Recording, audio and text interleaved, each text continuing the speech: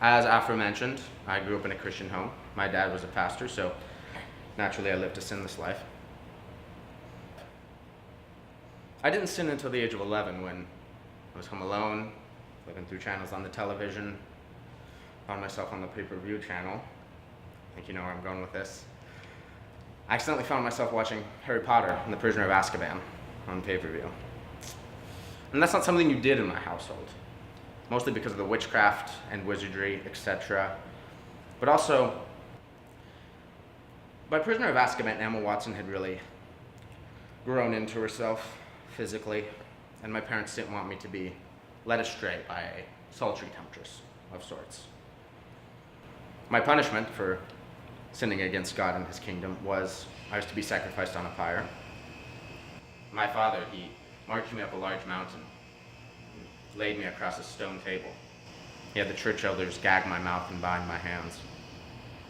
He had a large knife made out of a single elk antler. He raised it high above his head, and right when he was about to plunge it into my stomach, you guys know the story, his hand was stayed suddenly by a police officer who wrapped it around his arm, cuffed him, took him away, never saw him again. Christians are always very uncomfortable with anything intercoursey.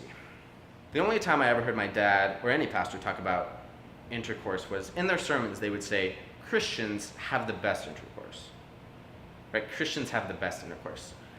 They said that because it's within the sanctity of marriage and God's divine kingdom, that Christians have biologically, chemically, more pleasurable intercourse. And I'll call bullcrap on that. I believe in the sanctity of marriage. I believe that sex should only be had within marriage. But to make the claim that the penultimate sexual experience should only be had within those confines, that's reaching to me. That's reaching. Because for Christians, sex is exclusively this.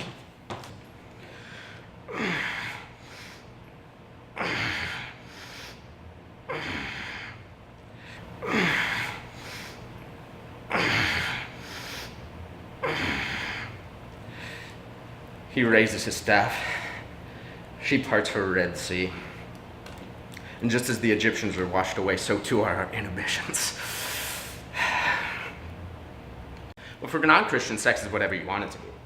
You can have sex premaritally. You can have sex with another dude. You can have sex with a whole slew of masked strangers in your apartment. One of them can bring a goat. You can bring the goat. It's not my preference personally, but would I like to have that option? Sure I would.